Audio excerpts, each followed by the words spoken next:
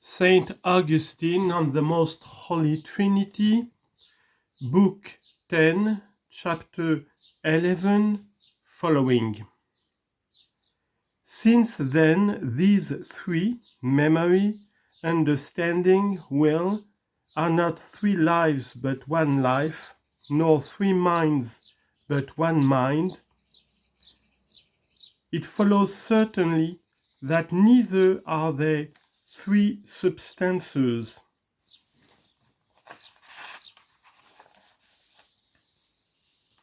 but one substance.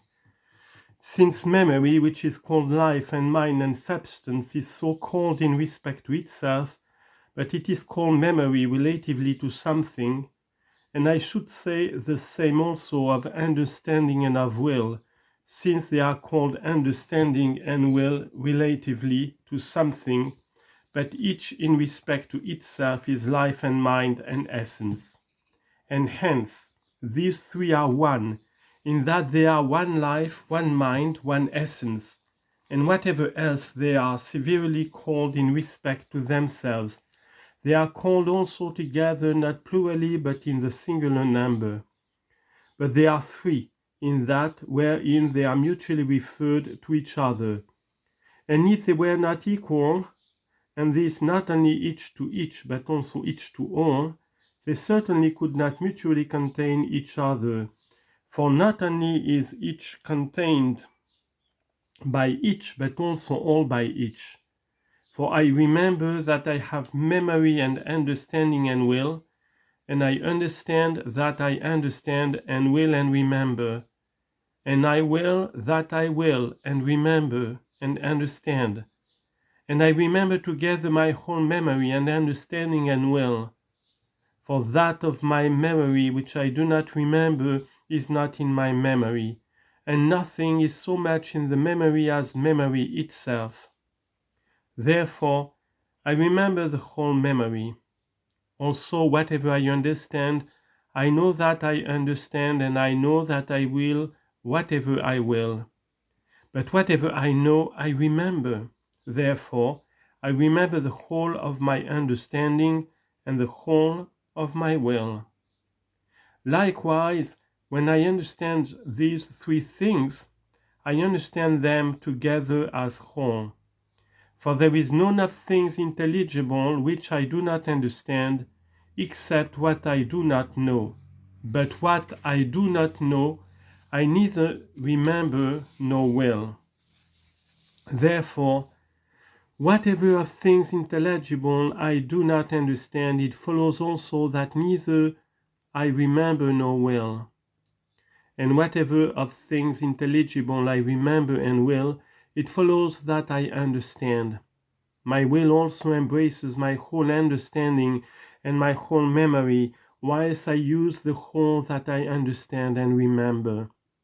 And therefore, while all are mutually comprehended by each and as wholes, each as a whole is equal to each as a whole, and each as a whole at the same time to all as wholes. And these three are one life, one mind, one essence. Chapter 2, the mind is an image of the Trinity in its own memory and understanding and will. Are we then now to go upward, with whatever strength of purpose we may, to that chiefest and highest essence, of which the human mind is an inadequate image, yet an image? Or are these same three things to be yet more distinctly made plain in the soul by means of those things which we receive from without through the bodily sense, wherein the knowledge of corporeal things is impressed upon us in time? Since we found the mind itself to be such in its own memory and understanding and will, that since it was understood always to know and always to will itself, it was understood also at the same time always to remember itself, always to understand and love itself, although not always to think of itself as separate from those things which are not itself, and hence its memory of itself and understanding of itself are with difficulty discerned in it. For in this case, where these two things are very closely conjoined, and one is not preceded by the other by any time at all, it looks as if they were not two things but one called by two names, and love itself is not so plainly felt to exist when the sense of need does not disclose it, since what is loved is always at hand. And hence these things may be more lucidly set forth, even to men of duller minds, if such topics are treated of as are brought within reach of the mind in time, and happen to it in time, while it remembers that it did not remember before, and sees what it did not see before, and loves what it did not love before. But this discussion demands now another beginning, by reason of the measure of the present book. Book 11. Summary.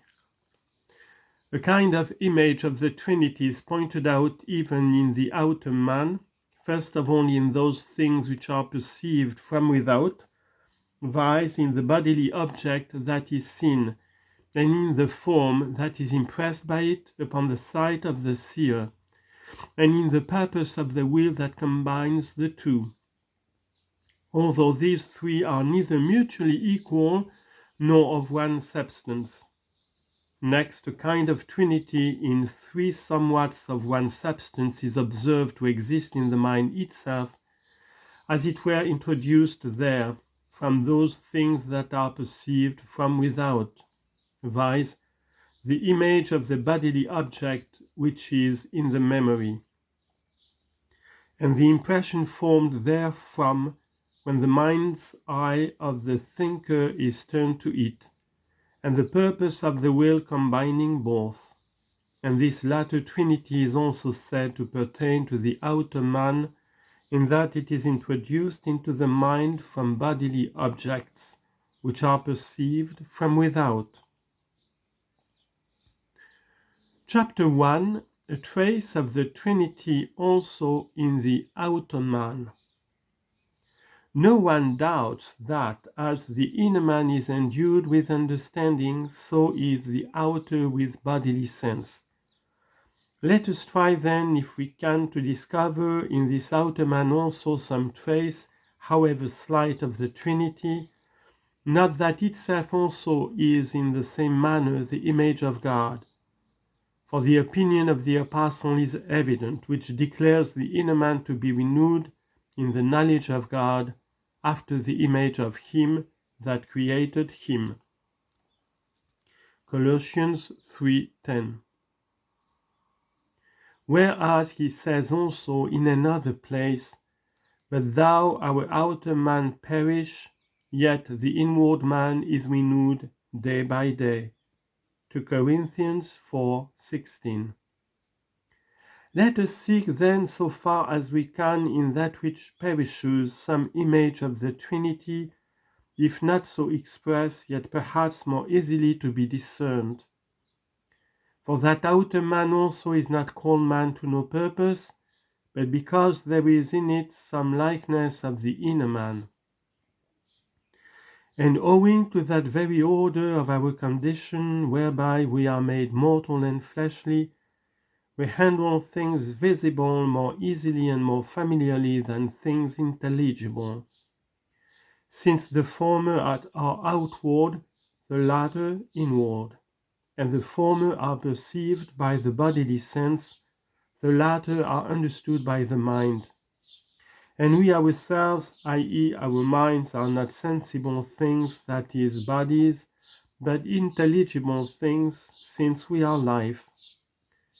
And yet, as I said, we are so familiarly occupied with bodies, and our thought has projected itself outwardly with so wonderful a proclivity towards bodies, that when it has been withdrawn from the uncertainty of things corporeal, that it may be fixed with a much more certain and stable knowledge in that which is spirit, it flies back to those bodies and seeks rest there whence it has grown weakness. And to this its feebleness we must suit our argument, so that if we would endeavor at any time to distinguish more aptly and intimate more readily the inward spiritual thing, we must take examples of likenesses from outward things pertaining to the body. The outer man, then, endued as he is with the bodily sense, is conversant with bodies.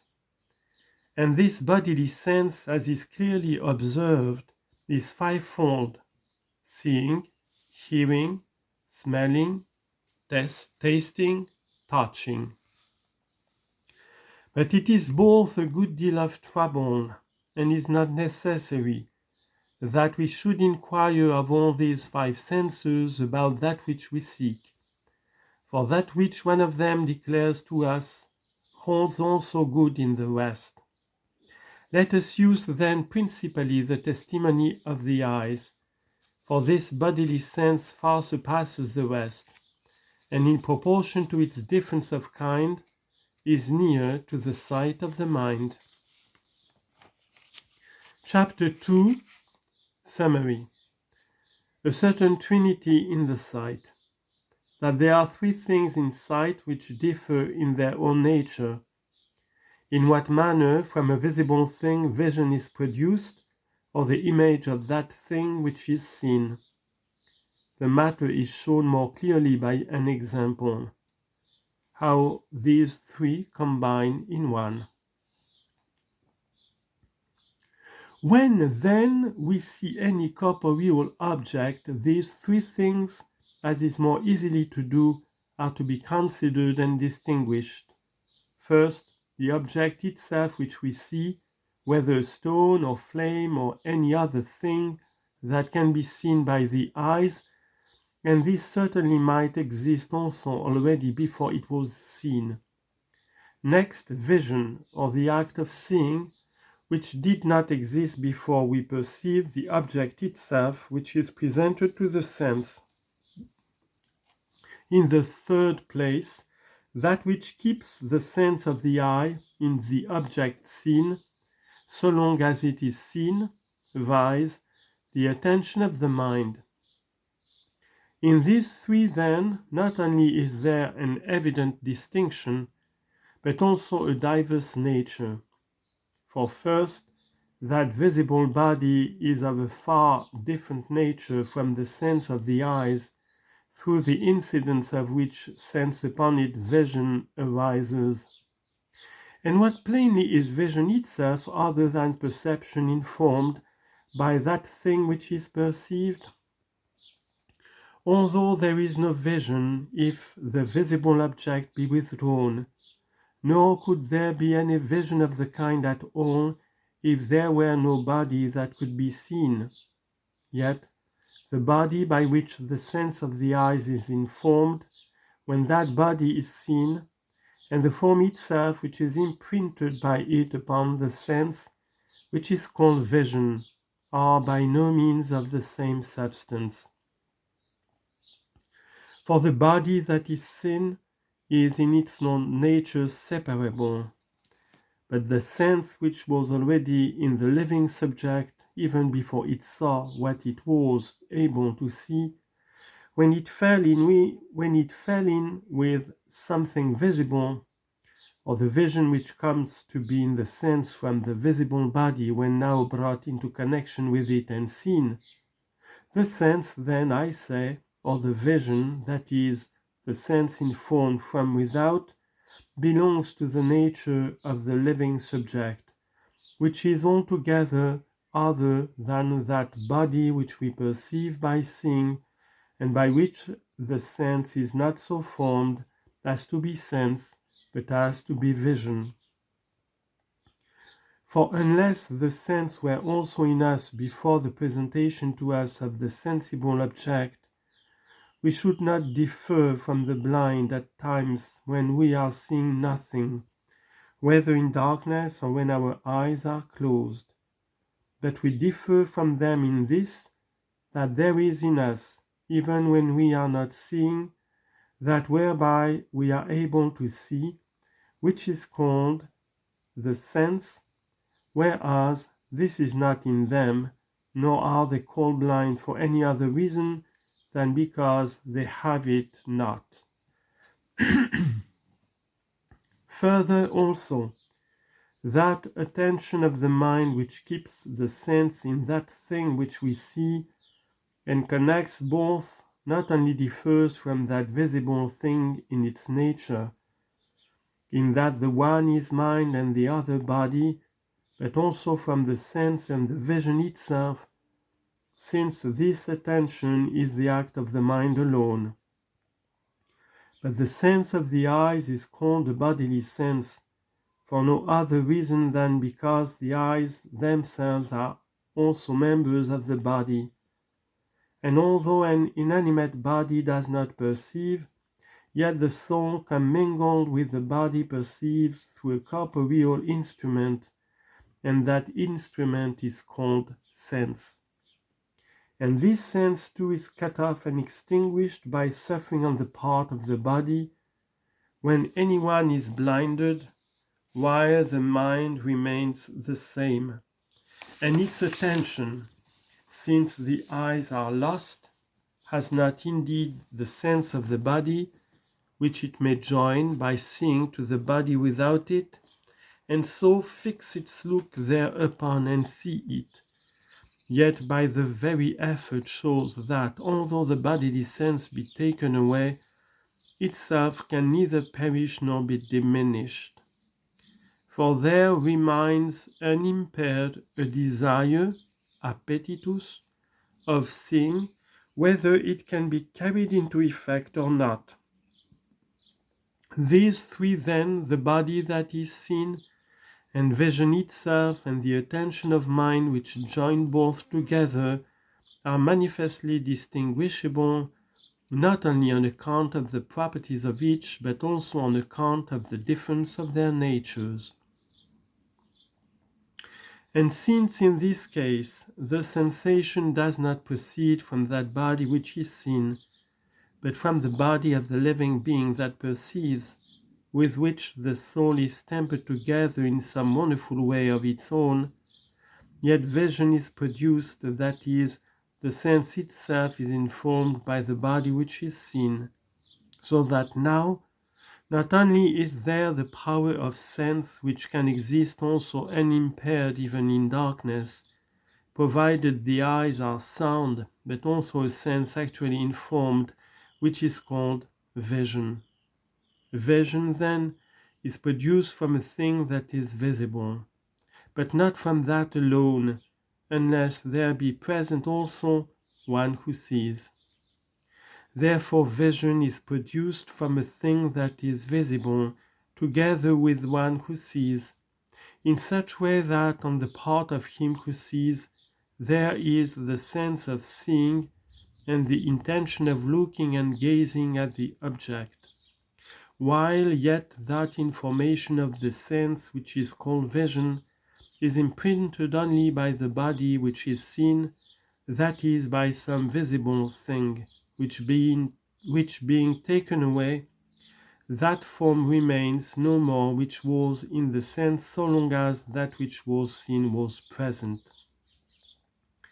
Yet the sense itself remains which existed also before anything was perceived, just as the trace of a thing in water remains so long as the body itself which is impressed on it is in the water. But if this has been taken away, there will no longer be any such trace, although the water remains, which existed also before it took the form of that body. And therefore we can't indeed say that a visible thing produces the sense, yet it produces the form which is, as it were, its own likeness, which comes to be in the sense when we perceive anything by being. But we do not distinguish through the same sense the form of the body which we see from the form which is produced by it in the sense of him who sees, since the union of the two is so close that there is no room for distinguishing them. But we wish rationally infer that we could not have sensation at all, unless some similitude of the body seen was wrought in our own sense. For when a ring is imprinted on wax, it does not follow that no image is produced, because we can discern it unless when it has been separated. But since after the wax is separated, what was made remains, so that it can be seen, we are, on that account, easily persuaded that there was already also in the wax a form impressed from the ring before it was separated from it.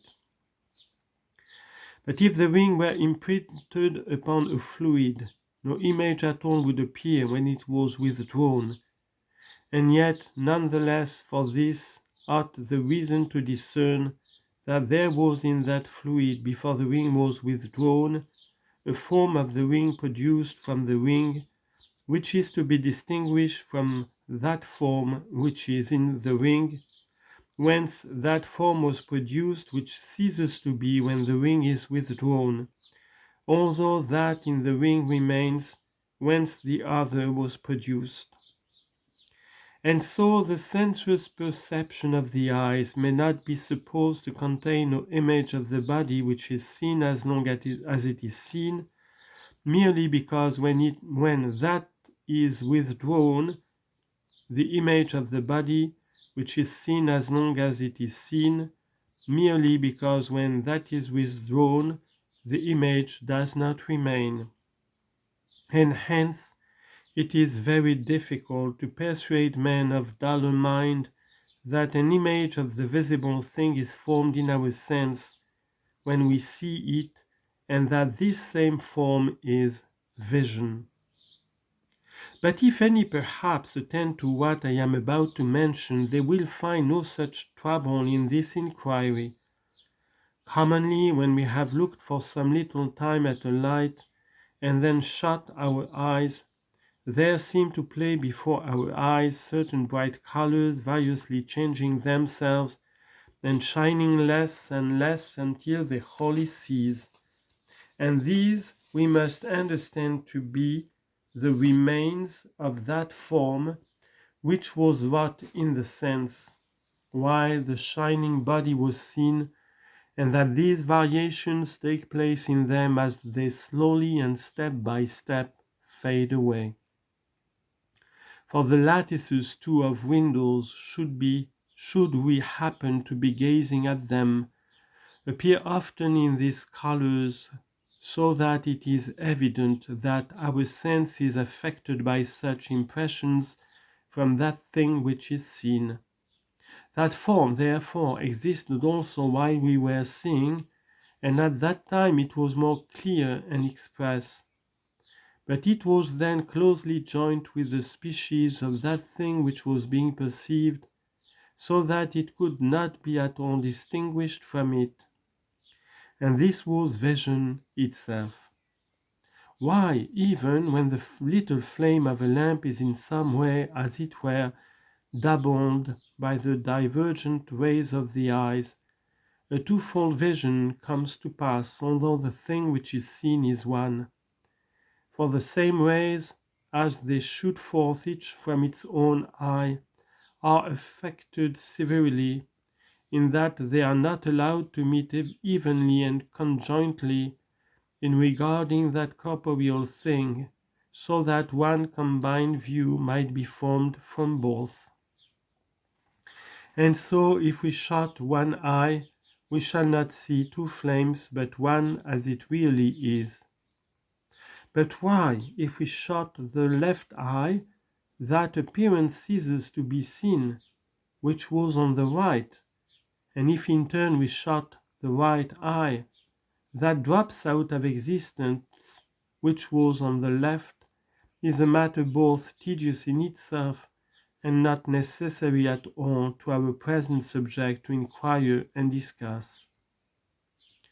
For it is enough for the business in hand to consider that unless some image precisely like the thing we perceive were produced in our sense, the appearance of the flame would not be doubled according to the number of the eyes, since a certain way of perceiving has been employed, which could separate the union of rays.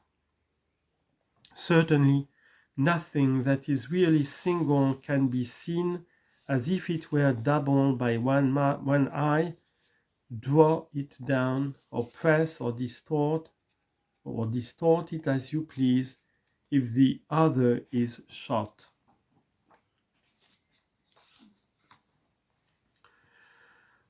The case, then, being so, let us remember how these three things, altogether diverse in nature, are tempered together into a kind of unity, that is, the form of the body which is seen, and the image of it impressed on the sense, which is vision or sense informed, and the will of the mind which applies the sense to the sensible thing, and retains the vision itself in it.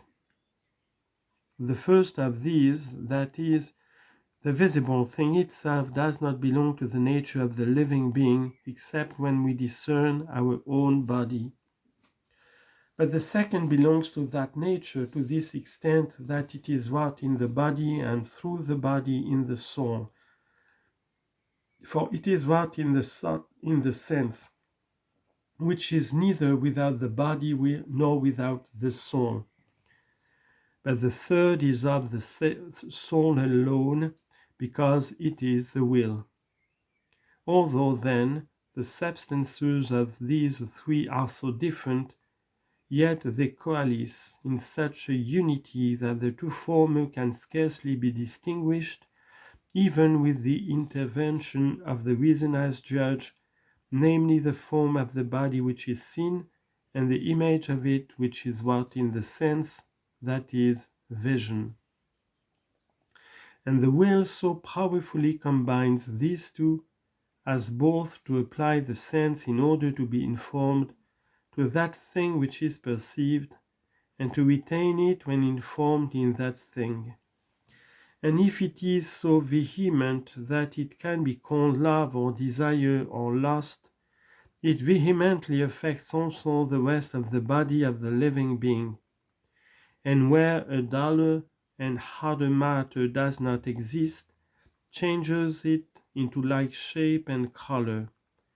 One may see the little body of a chameleon vary with ready change according to the colors which he sees.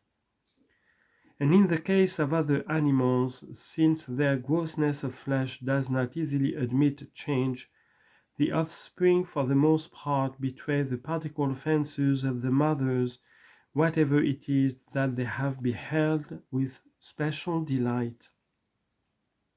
For the more tender, and so to say the more formable, are the primary seeds, the more effectually and capably they follow the bent of the soul of the mother, and the fantasy that is wrought in it through that body which it has greedily beheld. Abundant instances might be adduced, but one is sufficient, taken from the most trustworthy books, viz., what Jacob did, that the sheep and goats might give birth to offsprings of various colors. By placing variegated rods before them in the troughs of water for them to look at as they drank at the time they had conceived. Genesis chapter 30, verses 37 to 41.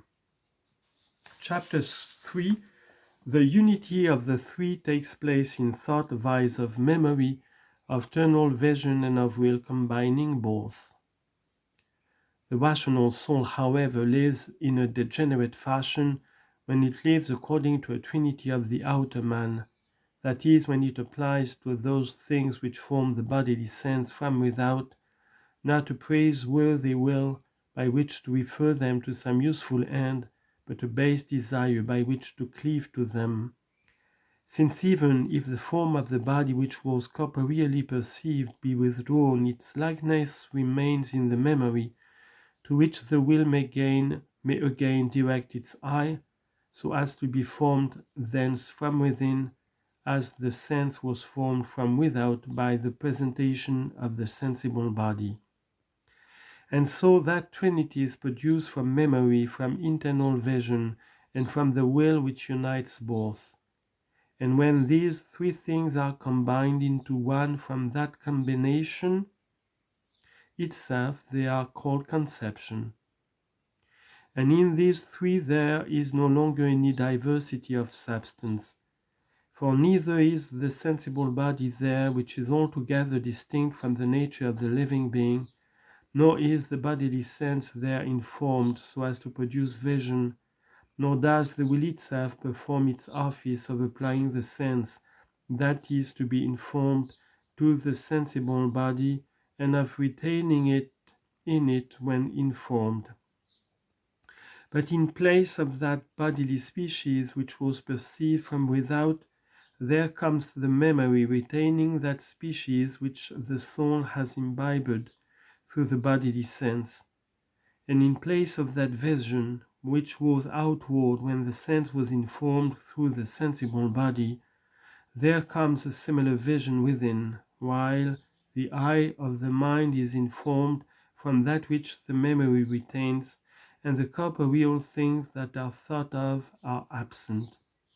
And the will itself, as before it applied the sense yet to be informed to the corporeal thing presented from without, and united it thereto when informed, so now converts the vision of the recollecting mind to memory, in order that the mental sight may be informed by that which the memory has retained, and so there may be in the conception a like vision. And as it was the reason that distinguished the visible appearance by which the bodily sense was informed from the similitude of it, which was wrought in the sense when informed in order to produce vision, otherwise they had been so united as to be thought altogether one and the same, so although that fantasy also, which arises from the mind thinking of the appearance of a body that it has seen, consists of the similitude of the body which the memory retains, together with that which is thence formed in the eye of the mind that recollects. Yet it so seems to be one and single that it can only be discovered to be two by the judgment of reason, by which we understand that which remains in the memory, even when we think it from some other source to be a different thing from that which is brought into being when we remember. That is, come back again to the memory and there find the same appearance. And if this were not now there, we should say that we had so forgotten as to be altogether unable to recollect. And if the eye of him who recollects were not informed from that thing which was in the memory, the vision of the thinker could in no way take place. But the conjunction of both, that is, of that which the memory retains and of that which is thence expressed so as to inform the eye of him who recollects, makes them appear as if they were one, because they are exceedingly like. But when the eye of the concipient is turned away thence and has ceased to look at that which was perceived in the memory, then nothing of the form that was impressed thereon will remain in that eye, and it will be informed by that to which it had again been turned, so as to bring about another conception.